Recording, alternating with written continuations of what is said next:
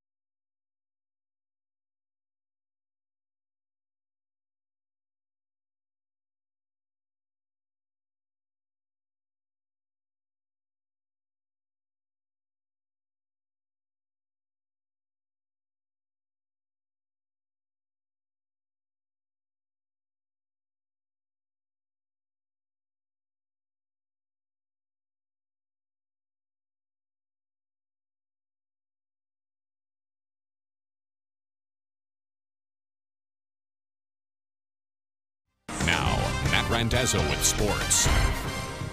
No player in Iowa State history has won more basketball games than Georges Niang. Tonight he tried to add one more to the list at home. Cyclones hosting Oklahoma State on senior night. Jamil McKay, Abdel Nader, and Niang being honored. First half, ISU goes right inside to Niang. Cyclones up 11-10. Later, it's Nader attacking the rim and throwing it down with two hands. ISU up by 3 early on. Iowa State can hurt you from the outside as well. Nader spots up here and knocks down the big three-pointer. ISU still up by 2. Later in the first, more nice passing. It's Niang lobbing to McKay, who rattles the rim. Cyclones led 27-25 at the half. Second half, Niang down low with the finger roll. He had 17. Cyclones start to stretch out that lead. Then it's Nader closing it out in style with the one-handed monster dunk and the foul. He had 19. Iowa State celebrates senior night with a 58-50 victory.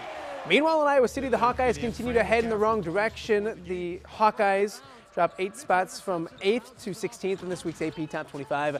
Iowa lost their 3rd straight game yesterday at Ohio State and have lost 4 of their last 5, I should say. Iowa hosts Indiana tomorrow night at Carver Hawkeye Arena.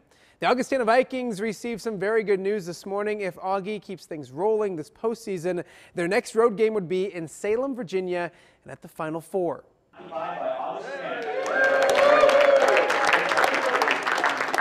This was the reaction on campus this morning after Augustana received one of the top 2 seeds in this year's Division III National Tournament. The Vikings will open with 12-15 Westminster on Friday night. Augustana will also host the first 2 weekends of the NCAA tournament at the Carver Center if they keep winning, a place they haven't lost all season. We knew we were going to be in it, which is nice, but being able to be at home and knowing that if we continue to win, we'll be able to do what we did last year is a great feeling, and more chance to play in front of the Carver Crazies and QC is awesome.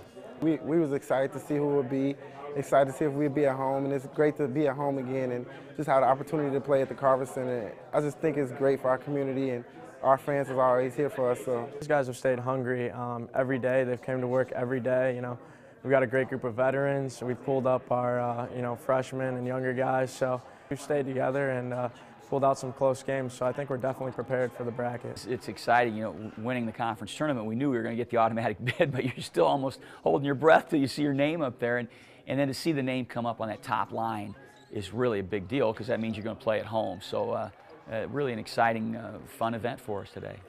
Tip-off at the Carver Center set for 7 p.m. on Friday night. The Vikings did receive a bit of bad news this afternoon.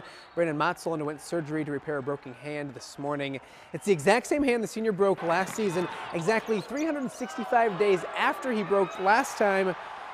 And at the same CCIW championship game, Motzel did return to help the Vikings in Salem last season. Augustana is hoping he can do the same this postseason as well.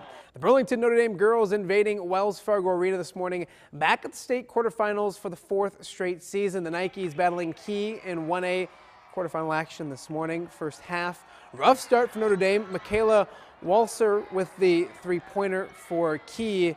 The Key Hawks led 25-16 at the half. Third quarter, the Nikes answer. Riley Kilbride to Ashley Hedges, who scoops and scores.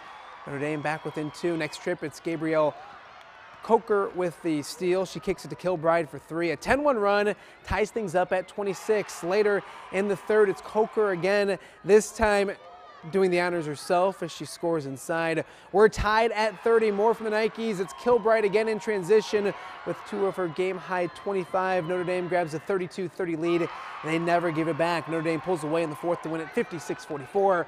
Greg Armstrong has much more from Des Moines. It was certainly not the start that Notre Dame was looking for. The high-powered Nike offense shooting just 25% in the first half. But at halftime, things would flip.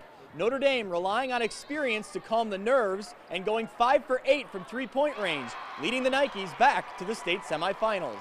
We definitely have a lot of experience, so we knew what it was going to be like here.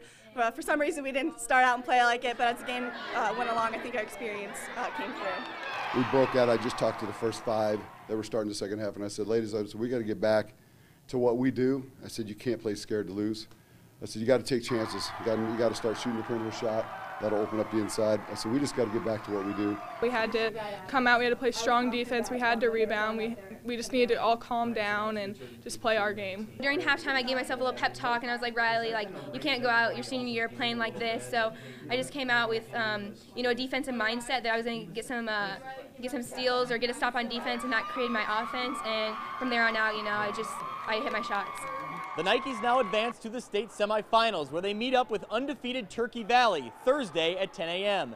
In Des Moines, Greg Armstrong, WQAD News 8 Sports. Thank you, Greg. Regional opener in Illinois, Moline falls to Pekin 61-49. Bad news for the St. Ambrose women. They fall in the CCAC championship game 124-100.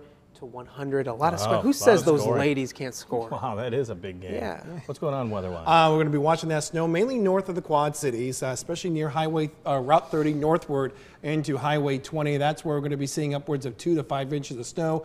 Otherwise, the farther south of that line that you go, you're talking about maybe a brief mix, some light rain. I think the roads are still going to be fine come tomorrow morning in those areas. It's just going to be north where the traveling is going to be really rough. Once again, could be seeing some delays. There could be some cancellations, especially for towns up to our north. All right, thank you for watching News 8 at 10. Jimmy Kimmel's up next. Sleep well, Quad Cities.